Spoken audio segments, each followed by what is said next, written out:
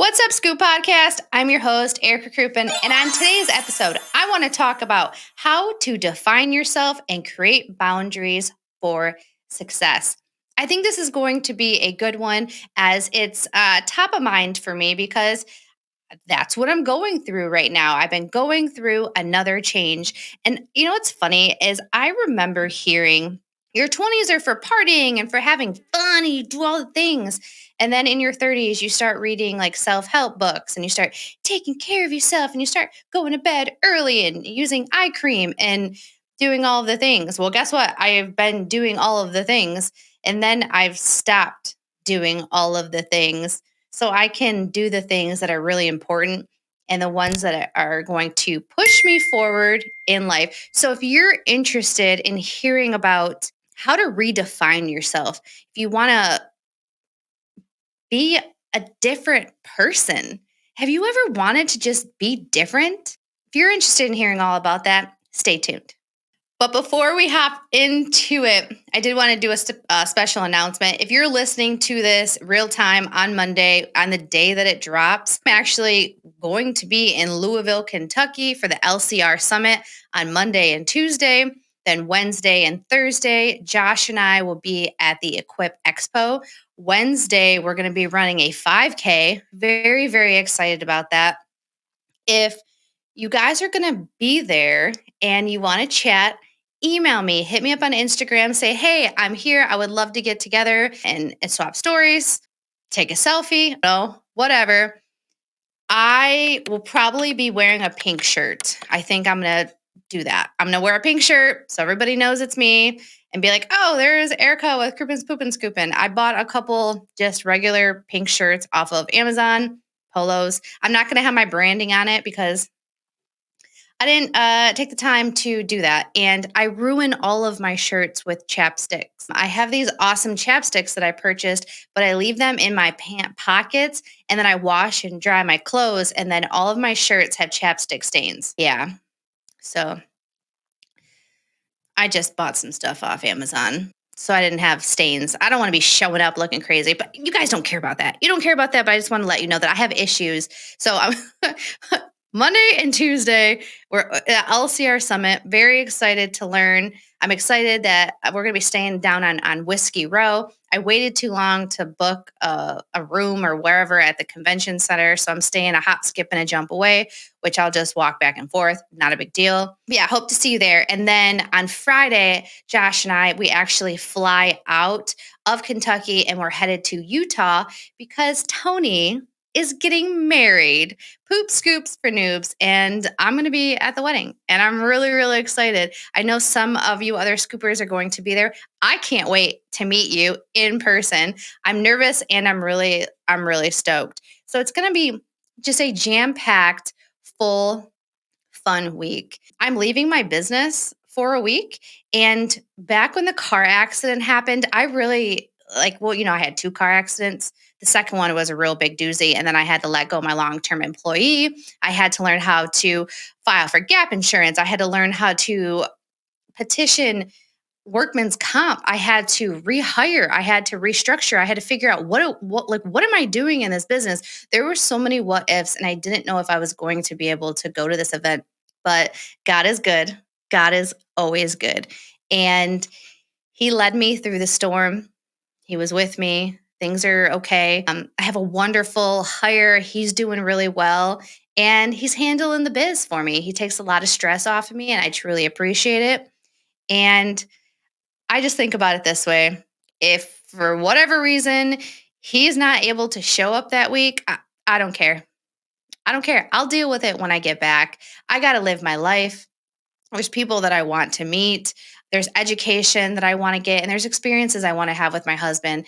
And I can't have this business just dictating my life all the time and making it to where I'm not living life, because that is no business to be had. Okay. All will be good and we're going to have fun. And this version of Erica is a much more calm and reasonable and more rational version of Erica than even like 6 months ago. It amazes me how quickly people can change if you're really intentional. And so that's what this episode really is about. is becoming another person. Do you know what that's from? What is that? Masters of Disguise. I love that movie. But redefining like who you are and how you want to live your life. Trisha Dork asked me, I don't know, maybe a year ago at this point. She's like, "What does your ideal day look like?" And I still have not written out what my ideal day looks like. And I've thought about it. I was like, that's a huge question. Let alone what's your ideal week? What's your ideal life look like? An ideal year? Like, and I sat down so many times trying to like figure it out. And I would write down like, I would love to take a nap. I would love to be successful. But I was like, wait a minute, successful people don't nap, do they? I don't know. So there was just a lot of questions and there's a lot of like what ifs. And am I allowed to take a nap? Am I allowed to have nothing on my schedule? And I think sometimes it's a little hard for me to dream and think forward for a couple reasons. There's a couple reasons. I worked for a company. I had a boss. I had somebody telling me what to do all the way up until like what 5.5, 6 years ago. And so I've always looked for somebody else to tell me what to do. And growing up, my dad was very, very strict. He always told me what to do. I didn't get a say so. I wasn't allowed to have an opinion. I it was speak when spoken to. And if you do something wrong, like there was consequences for it. And so being an adult and being a business owner and just kind of thinking like what is it? Who do I want to be? What do I want? And then thinking, when you come from a neighborhood of all poverty, people don't really retire. People don't have that luxury life. And so I've had to put myself around other people and see how they live and what they do. And it's just a lot of experience. So if you feel kind of stuck and you are like, I would love to experience new things, do yourself a favor, get around some new people that can open up your eyes and take it in and observe and just experience things and then process it and see what it is that you really, really want. And as you guys know, let's go all the way back. I quit drinking alcohol, knock that out. And then because of that, I was able to quit eating like cookies and junk food because of the gluten allergy and the dairy allergy. So I kind of had to like figure that whole stuff out. All right, got that figured out. But during this time, I had put on a lot of weight. And I've always went to the gym and then not went to the gym. I've went to the gym and not went to the gym because I wanted to look good naked. I wanted to look hot for my husband. I wanted to look good in this bathing suit. I wanted to fit into this. I wanted to look good in this picture. I want my knees to not hurt so bad. But I had an eye-opening experience because sometimes, yeah, it is just about looking good. But what about health, right? And I was thinking, I'm like, how am I motivated? Some people are motivated by money. Some people are motivated by experiences. What are you motivated by? I am very curious about what you're motivated by. I'm motivated by fear. Fear really does motivate me. And I think maybe money doesn't motivate me as much as it should because I got a husband. I got a whole husband that provides a wonderful life. I could probably not work. I could honestly probably not work, and we would still be able to live. We would still be able to have food on the table, then bills be paid. I probably wouldn't be able to Amazon as much. I'd have to cut back on that. I might not be able to get my nails done as much, but I would still have my basic necessities, and that's a luxury. And I'm very honored and I'm super grateful for that. So it's not money that motivates me.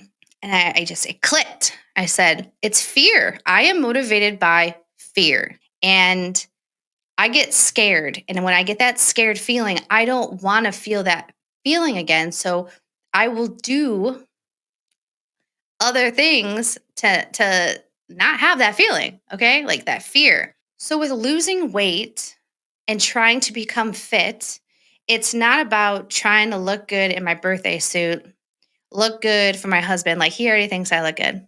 You know what I'm saying? It has to be deeper than that. It has to be not as vain. And I've already went through the process in like 2020. I don't know if you guys know this, but I was losing my mind in 2020. My father had a stroke. My cousin was murdered in 2020, and there was just like a lot going on. I was probably the heaviest I ever was. And I scheduled cosmetic surgery. I had liposuction in 2020. I did that. I was like, that's going to make me so skinny. I'm just going to be so snatched. I went for the consultation, and she was like, you're right on the border. You're right on the border right now. If you get any bigger, like, we're not going to be able to do the surgery because of like how much fat we need to take out. They can only take out 5 liters of fat, by the way. And a lot of times they want a liposuction for women, your stomach, your arms, and your lower back, because like if you just liposuction your trunk, then when you gain the weight back, since it sucked out those fat cells, the like most of the fat will want to go somewhere else, and I already have kind of larger arms. I gained weight there, so it would want to go to my arms. So they're like, we'll liposuction your arms too, which that was a terrible experience. If I were to ever do liposuction again, I don't think I'd ever want to touch the arms. I hated it. But anyways, I didn't change my eating habits. You know what I did? I was like, they're going to suck all this out anyways. So I gained like another 6 pounds. I showed up for the surgery, and the surgeon was very upset with me. She's like, I should just turn you away right now. You're not serious about this. I told you not to gain any more weight. And I was like, you're not going to do the surgery? She did it. And it was a really rough recovery because she took over like 5 mLs of fat, or mLs. I don't even know how. They took out a lot of fat, but they still had a lot of fat left over. But you know what they can't suck out is they can't suck visceral fat out. And if you guys don't know what visceral fat is, that is a fat that is in your organs, like around your organs, like around your heart and your liver and your kidneys and your intent, like, whatever you got going on in there. That's the bad fat. That's the fat that puts stress on your heart. That's this fat that makes you look thicker.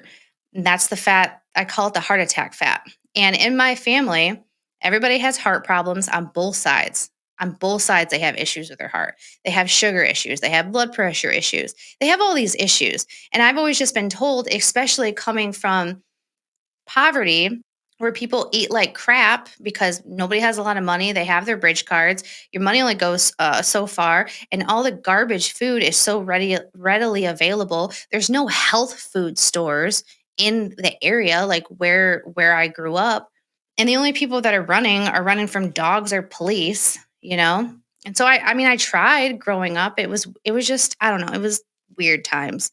But anyways, that fat is bad. And so even when I had like the surgery, I did all the things, I was still eating terribly. This is a trigger thing. I would still binge, and I would eat a bunch of food that was an issue. And then in therapy, I would talk about that kind of stuff. And I was just not in control. And the more stress I would have, the more I would eat. And then I would eat. And then sometimes I would do things to get the food out of me. Let's keep it real. Let's keep it honest. That is something that I did not like about myself. So even with that liposuction, I gained a lot of the weight back. I was almost up to 180. I think I got up to like 177 or 178. It was way higher than it should have. And the visceral fat, I think I had gotten up to like 14%, whatever the number 14 is. And visiting with my aunts and seeing them, like, I love my aunts, I really do. But seeing the handful of pills that they have to take every day, it scared the beheebie bejeebies out of me. I was like, no, I can't do this. And she's like, oh, well, this is hereditary. Is it though? Is it fully hereditary, or is it choices that lead to these hereditary issues that pass down through generations because bad traits are passed down through generations? I'd like to say that, granted, genetics might not be on my side, but choices will impact what the final outcome is going to be, or maybe delay it or speed it up. So I I thought to myself, I want to be a healthy, fit woman that is going into her 40s.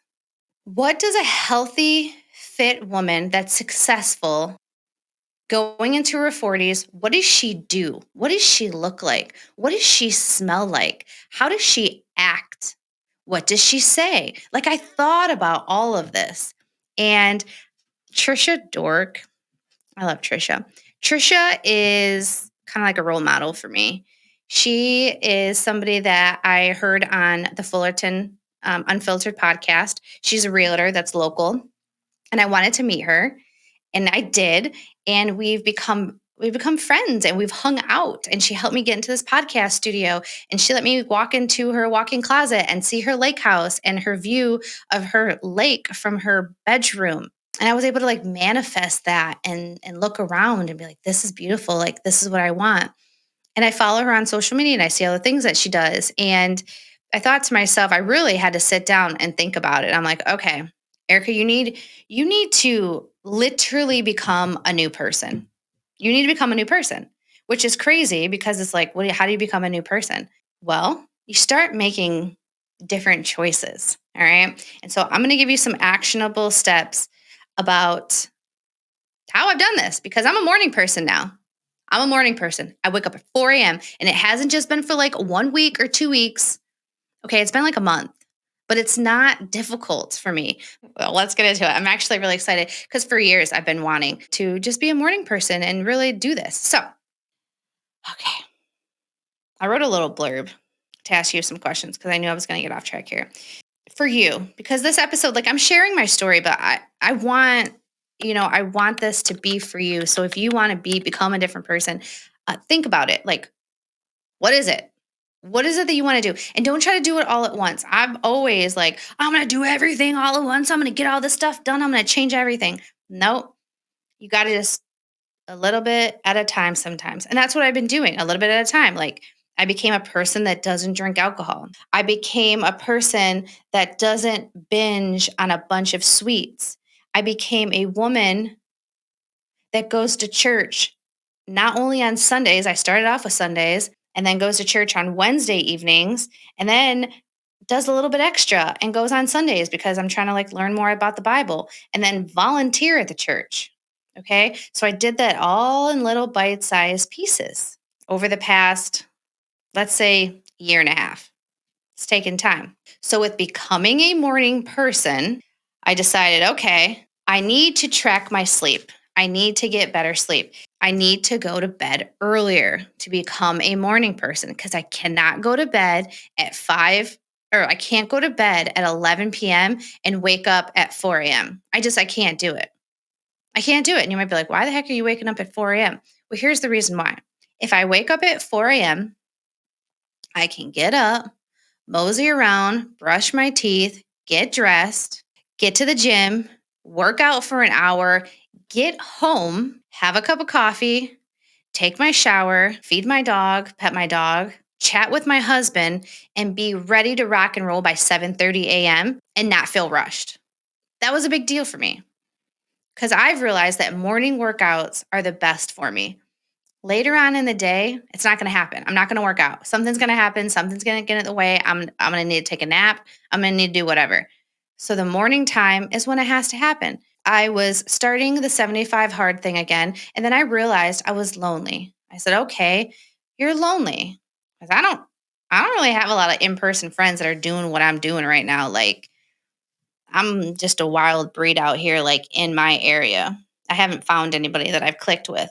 So I walked up to the gym and I worked out. And luckily, the gym owner and his girlfriend was like, "Hey, you want to work out with us?" I was like, "Yeah, thank you. I appreciate it." And because of that, now I have a personal trainer and it's a female and I work out with her 3 days a week. And I said, I need to work out in the morning. Can we work out at 5 a.m.? And she's like, "Yeah, sure, let's do it." So I get there in the morning, I do a little bit of cardio, we work out, and then I'm good. I'm good to go, move on with my life. And I feel like I've gotten that out of the way. And then I don't have that like hanging over my head anymore. Like, oh, I got to make sure I got to go to the gym. I got to make sure I got to get this done because I have to go to the gym. Because the gym always seems to just out of sight, out of mind. So to make all this happen, we had to set some boundaries. What do those boundaries look like? Well, I already have a ton of boundaries in place. Like, you guys know, I don't go out and drink. I don't eat a bunch of bad food. I'm on a pretty consistent, strict diet plan, which is fine. It works for me. It's good for my ADHD. I don't have to think about what the heck I'm going to eat. I just eat what's on the plan. And when I get bored of that, I just switch it up a little bit. So it's not like a huge issue. But I don't at nighttime, I'm not checking my emails. After like 7 p.m., I'm not checking my emails anymore or doing any bit of office work because that starts to like get in my head. And then I start thinking about like the what if, like if a complaint comes in or something, or a new lead comes in, I get like excited and I get all worked up and I'm like, oh, we should do more of this. This is great. So I turned off all the notifications on my emails, actually on all like social media, no notifications come through on my phone other than just like a regular text message because I don't need the distraction. I truly don't. And with me working out in the morning, it's better because when I worked out in the evening, like my heart was pumping and I would get too worked up. Like I had went for a walk the other day and I couldn't go to bed till almost 11 o'clock because it had like awoken me. And I was like, okay, well, we can't do that anymore. So with not having the extra stimulus, I'm able to be like, all right, I'm done with work. If I want to watch a little bit of TV, I can do that. But I start getting prepared for bed. Now, I do have the luxury of not having kids that are in sports. My kids are older, so I don't have to deal with like, you know, nap time or bedtime and like baths and homework. I don't have to deal with any of that stuff anymore because I'm past that season of life. So if you're in that season, I don't know what that looks like for you, but you just have to like figure figure that out. I can't figure that out for you. But you just have to set those boundaries and be like, listen, you're taking your bath at this time. Your homework needs to be done by this time because I need to be in bed at this time because I need to wake up at, whatever time it is that I need to wake up. I don't know. I just didn't think like back then that it was even possible or even try to do it because I wasn't able to like gain control of my life. I felt like back then. So if you're feeling that way, because these kids are crazy, you can get through it. I promise you, you can. I mean, I made it through. I'm doing okay. All right, I'm getting off track. Let's go to the boundary. Dreaming of starting your own holiday lighting business? Bright Factory has you covered. Introducing the ultimate holiday lighting business in a box. Get ready to light up your community with everything you need to succeed. A complete brand identity, a sleek website, and fully wrapped trailer jam-packed with supplies and equipment. We're talking top-notch uniforms, eye-catching marketing material, and world-class training. Plus, custom videos for your team to ensure they're ready to shine from day one. Ready to turn your holiday lighting dreams into a reality? Visit brightfactory.com today and let Bright Factory light the way to your success. Where did I leave off at, you guys? Great question. We're talking about boundaries. So we talked about creating the boundaries, getting up. Oh, so I basically the nighttime routine. I had to set myself up for success with like going to bed at a decent hour because going to bed too late it was making it increasingly more difficult. And I got this thing, it's called a Whoop band, and it tracks like your strain, your recovery, your sleep, your body temperature. It tracks all of that. And it was just telling me like I was sleeping like garbage because I was only getting like 4.5 hours of sleep. I can't function. I don't know about you, but when I get really tired, I literally feel like I'm drunk and I cannot think straight. So I was like, okay, you got to start prioritizing your sleep. What does that look like for somebody that's prioritizing their sleep? They're not drinking caffeine late. They're not eating chocolate late. They're not trying to get themselves all stressed out and worked up late. They're not checking their emails. I'm not doing anything that's going to be like overly stimulating. And then I go upstairs. I take my little shower. I brush my teeth. I put my retainers in. Super sexy. I put my little jammies because I got like matching sets of jammies that I buy every Christmas and I just wear them all year round. And I put my little air conditioner on. I put the fan on. I turn my heating pad on. I climb into bed. I put my earbuds in my ear. I turn on an audible book for 45 minutes, like, and I have a little snooze button, and I listen to that as I drift to sleep. And I have a conversation with my husband that says, do not wake me up for anything. I don't care. I don't care. I don't care what it is. Don't bother me. Don't ask me no questions. None of it. And he obliges. I don't even know what time he comes to bed. I have no idea. I'll ask him like, "What time did you come to bed last night?" He'll be like, 11. I'm like, "Dang, that's late." So then I sleep through the night, and then I have two alarms set. I have one alarm on one phone that's near me, and then I have another alarm that is clear across the bedroom that goes off just in case I shut the one off by me. And then my Whoop band goes off as well. So it's vibrating. I need to have several alarms to wake me up and get my butt out of bed. So then I throw my legs out of bed. I stand up. I go brush my teeth, drink some water, put my work clothes on, and get my stuff. And I leave and go to the gym before I can even think twice about it. And that's just what I did every single day. And today at the gym, one of the girls asked me, she's like, you work out every day? Like every day? And I explained to her, I was like, I'm trying to develop the habit. I'm not just doing this because I want to lose the weight. I want to get my visceral fat down, which we will talk about that in a minute because all of that has happened. I said, I'm just trying to work it into my daily routine. It's not like, oh, I gotta go to the gym today. No, I'm a fit woman that takes care of herself, that enjoys going to the gym, not only for the social aspect of it, but for taking care of myself. It's me time. Like, nobody's there to bother me. There's no stress, no emails. Nobody's up on Facebook. So there's nobody to talk to distract me because I'm ADHD. But the gym is really busy in the morning and it's a lot of women and one guy named Eric. It's hilarious. Eric's like, real jacked. He'd be taking care of himself. And yeah, it's just like, oh, I found my people. This is great. People to hang out with. And I friended a girl on Facebook. And so now we're Facebook friends and we both go to the gym and we work out super early. And she's a dog mom, just like me, and I love it. And it's just really weird because it's like there's no magic pill. There's nothing that's just going to be like boom. It's so boring. It's so routine. Have my protein shake. Go upstairs, take a shower. Get out of the shower. Put in my retainer. Well, brush my teeth, put in my retainer. Put on my nice jammies. Turn on my heating pad. Turn on my little air condition. Put my earbuds in. Put my book on. Set it for 4 minutes. Doze. Wake up and do the same thing over and over and over and over again.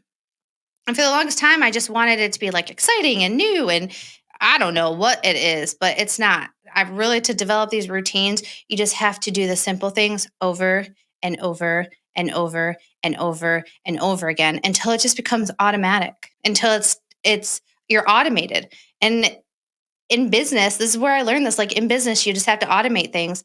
And sometimes my business runs so smooth, I'm just like, should I be doing something else? Probably, but I'm not because I'm gonna relax. I'm gonna rest. I'm gonna take some me time because you need some me time to recover. You know what I'm saying? So, what does that look like for you? And in order to do these type of things, I have to say no. I have to say no to a lot of people and a lot of things. My dad wanted me to go out to eat with him on his birthday. And I said, yeah, sure, I'll go out to eat. I didn't eat anything when I was there. I had a tea.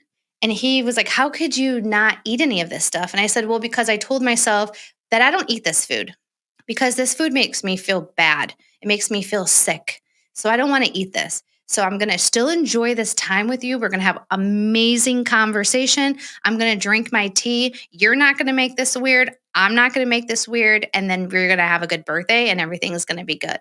And it kind of goes back to when I quit drinking alcohol and people would offer me a shot or a drink. I say, no, thank you. I'm good. I have my water. Which Joseph from Reproval, he's the one that actually coached me through that because I was actually really struggling with that simple response. Because when people would be like, why aren't you drinking? I'd be like, blah, blah, blah, blah, blah, blah, just like vomit my whole story. Like, I'm just real mean when I drink and I'm going to lose my husband and I just do bad things and I act like an idiot and then I get really depressed and then I cry and then I eat a bunch of food.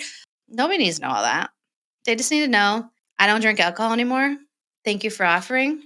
But I have some delicious hydrating water over here. And then just keep it moving. So I have to say no to that. I have to say no to going out late. I have to say no to going on late night strolls. You know, my husband loves to see the sunset. Unfortunately, I like to see the sunrise. So, or I want to see the sunrise. I can't really do both. But now that it's getting darker earlier, I may be able to do both. Stay tuned. But I had to say no to that. I say no to parties. I don't want to go to parties because I got to stay up late. I don't want to stay up late because I want to get up early. So anything that's popping off really after like 7:30 p.m., I don't go to. Not interested. And I'm not going to places where people are going to be drinking and smoking because I don't drink and I don't smoke. So I'm not going to put myself in those scenarios or situations because I don't want to be around it. Call me a square. Not interested. So Saturday, instead of going to this event where people are going to be drinking and smoking and eating a bunch of delicious food, I'm gonna be hanging out at the church helping paint because the church is getting a new facelift. And that's weird. It's weird that I'm not going to be there, but it doesn't feel weird to me. It feels right. It feels like it's in a line with who I am and who I am as a person. And that's what truly matters. And people around you aren't going to like this. Some people might not. They might push back. They might make fun of you. They might get defensive because you're trying to change for the better and it makes them uncomfortable. But don't let that stop you. If you have a vision in your head of who you want to be, keep going. It's lonely. It can be very lonely, especially in the beginning until you start meeting new people. But that's just part of the journey. It is. When you start kind of shedding your old self, don't get discouraged and don't give up because you will find the people that are more like you and the new person that you're trying to become as you're moving forward on your journey. And this is completely, I guess, unrelated. Going back to the whole thing about like Trisha when she asked me, like, what does your perfect day look like? I still don't know what that day looks like. I'm still working on it. But I can confidently tell you there is a nap involved. There is a 45 to 60-minute nap involved, maybe a 90-minute nap involved in that day. And I can confidently say that. I work out in the morning by 5 a.m. I'm at the gym, out of there by 6:30, and I'm taking a nap between 1 and 2. Between 1 and 2. We'll fill in the gaps as this life goes on. So, all right, I know this podcast was very much so like about me and like telling you about what's going on, but sometimes I feel like these episodes are kind of selfish. Nobody wants to listen to what the heck it is that I'm talking about. It's like, Erica, you're just talking about yourself. How are you providing value for the listeners?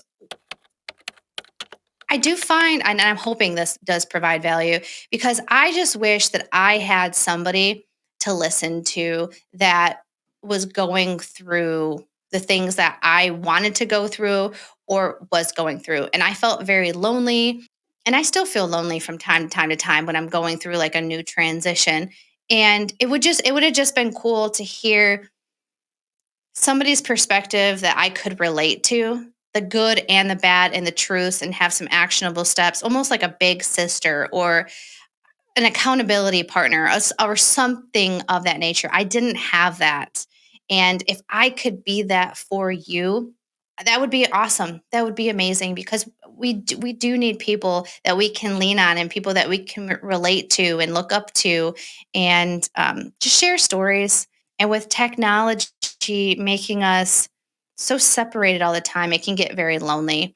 And I do hope that this, even though it got a little rambly, I don't know why. I struggle with it sometimes. In the comments on YouTube, like, what is it that you're trying to do? Are you trying to be a more fit person? Are you trying to be a more intentional person? Are you trying to be a person that's on time to places? Are you trying to be a person that dresses better? Like there's so many different things. Or a person that reads, all of these different things take other tasks and dedication and boundaries and what is it called? Actionable steps to make that happen. And you just have to stay committed and work it into your everyday plan. So it becomes automated. It's second nature. You don't even have to think about it. And you just kind of like do your thing. So thank you so much for tuning in. Before I hop off, I did see that we got a new Google review, and I'm really stoked about that. So I actually wanted to read that one. Let me pull it up really quick. Did I say Google review? No, iTunes review. My bad. This one came in on August 5th of this year, and it's by T. Gordon 21. I love the unfiltered view Erica gives on business, ownership, and life in general. It's not always a bed of roses, and it's so refreshing to know that other people have the same struggles that I do. It makes me feel like there is hope for me and my business after all. They give me a 5-star review. Thank you so much. I really appreciate it. I'm glad that, the unfilteredness speaks to you because I just really can't be filtered. I just have to like do my thing. And I've actually been told by quite a few people when they meet me in person, I'm like the same person online, which is great because there's nothing more frustrating when you meet somebody that you like talk to online or whatever and you're like that's not even the same person. Like that's really weird. I really really really did not want that. I did not want that to be the case with me. So I appreciate you guys. I could not do this podcast without you. You guys are the ones that really kind of like, you know, you make it happen. So if you want to be a guest on the podcast, please reach out to me because I would love for you to be able to share your story of how you got started in business and how your business is going. Or if you're going through a spiritual journey, a mental health journey, a journey, something that you could like you share with somebody. No, your story is important as well. And I would love to be able to chat with you. Go ahead and email me at kps.mediallc@gmail.com. And if you decide to leave a Apple review, 5-star one, I'll go ahead and I will read that on the podcast. So I appreciate you so much. I'm going to go ahead and wrap this one up. And until next time, bye. Hopefully that provides some value.